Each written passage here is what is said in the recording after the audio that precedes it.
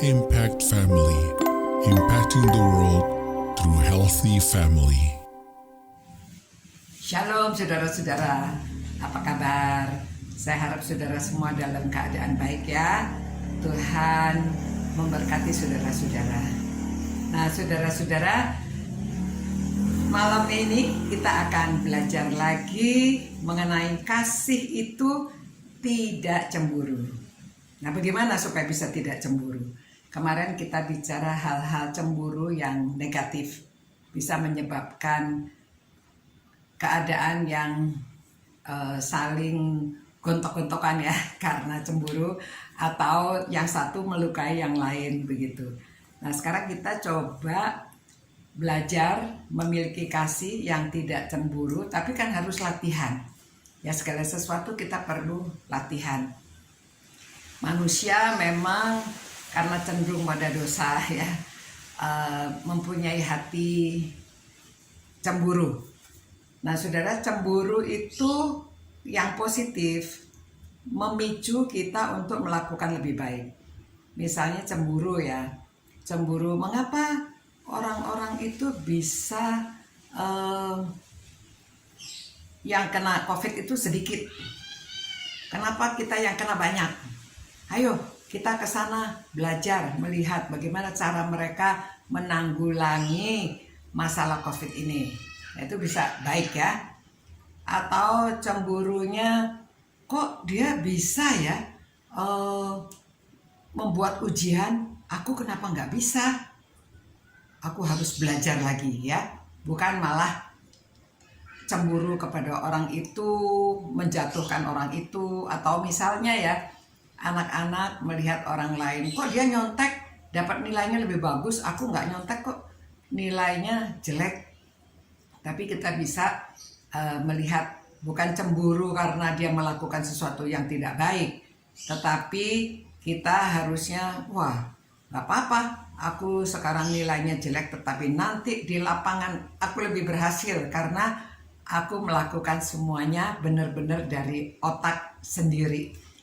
Jadi kita sebagai orang tua mungkin kepada anak-anak kita bisa memberi masukan-masukan supaya mereka tidak mudah cemburu ya.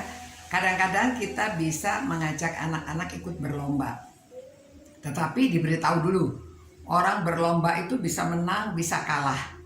Jadi kalau kalah ya latihan lagi supaya lain kali lebih baik ya. Jadi kalau di rumah juga bisa main games misalnya seperti main Monopoly atau seperti main Scrabble ya. Main di rumah itu kalau ada waktu ada games sambil mengajar. Orang itu bisa menang bisa kalah. Kadang-kadang anak-anak tuh dia mau kalau kalah, ada yang nangis kalau kalah ya, menangis. Tetapi kita beritahu namanya permainan, namanya hidup ini, ada menang, ada kalah. Tapi pada waktu kita kalah, kita coba berlatih lagi supaya lain kali kita bisa menang. Begitu. Jadi diberi masukan, dipicu supaya next time better ya. Jadi bukannya cemburu. Nah, jadi kasih itu perlu dipupuk ya. Seperti tanaman dipupuk supaya dia tumbuh lebih baik. Nah, itu juga suatu pertumbuhan secara rohani. Kalau dulunya hanya taunya cemburu, sekarang kita justru melihat orang lain yang lebih baik itu kita belajar supaya bisa lebih baik.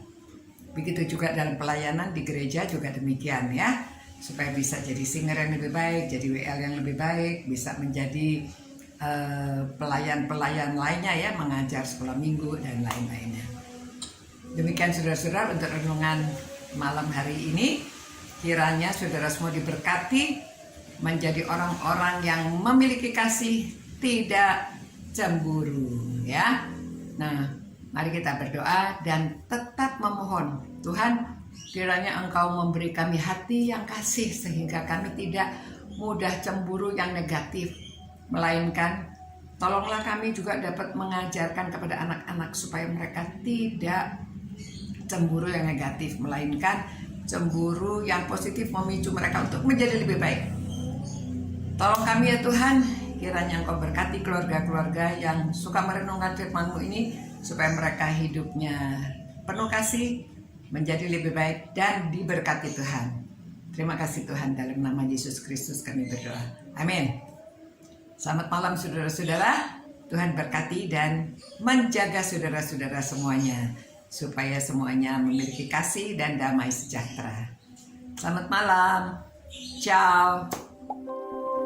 Impact Family, impacting the world through healthy family.